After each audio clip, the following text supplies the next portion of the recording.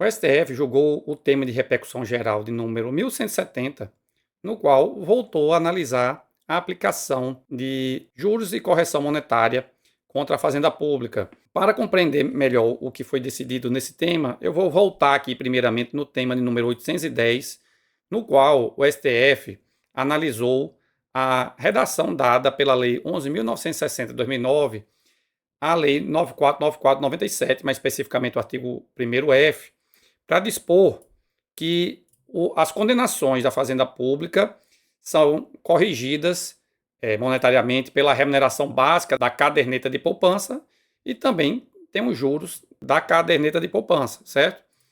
E o que é que o STF decidiu então lá atrás, né, no tema 810, que é inconstitucional esses juros da caderneta de poupança, porque seriam pelo índice da TR, que por vários anos praticamente foi um valor zero. Então, por violação ao direito de propriedade, pela falta de atualização desse valor, o STF entendeu que é inconstitucional a aplicação da TR e, portanto, determinou que seja aplicado outro índice.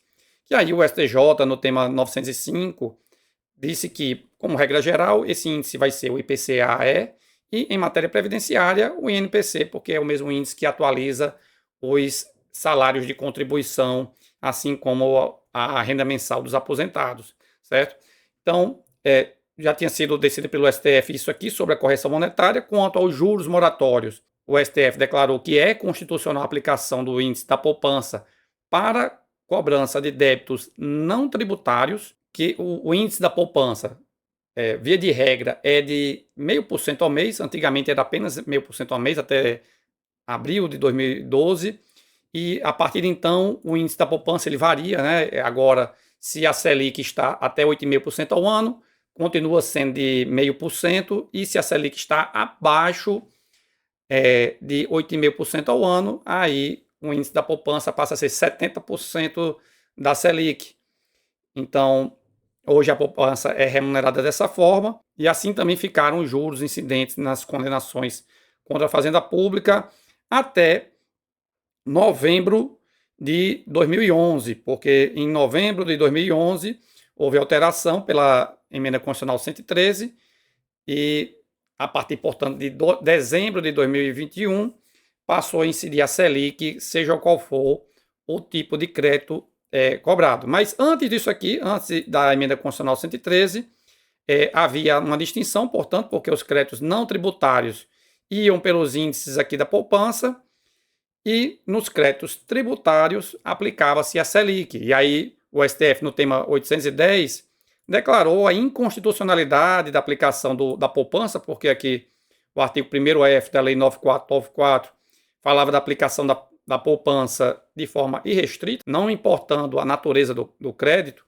E aí o STF disse que, no caso dos créditos tributários, era inconstitucional a aplicação do índice da poupança, porque a Fazenda Pública, quando ela vai fazer a cobrança de seus créditos tributários, ela cobra aplicando a Selic. Então, o STF disse, então, se o particular está pedindo uma repetição de indébito tributário, ele também tem direito à aplicação da Selic pelo princípio da isonomia.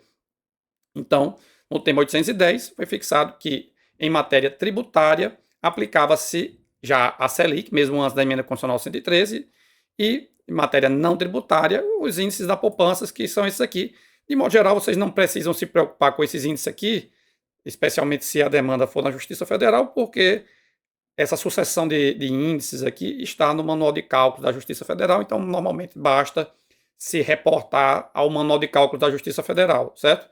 Mas importante é saber que antes que eu digo a partir da alteração da Lei 9494 pela Lei 11.960 de 2009, são aplicados os índices de juros moratórios da poupança para cobrança de créditos não tributários. Para os tributários já se aplicava a Selic, e a partir da emenda constitucional 113, portanto, se aplica a Selic. Aí vem a questão que é enfrentada no tema 110, e ainda antes de eu falar sobre ele, eu vou falar sobre os temas 491 e 492 do STJ, porque tem relação.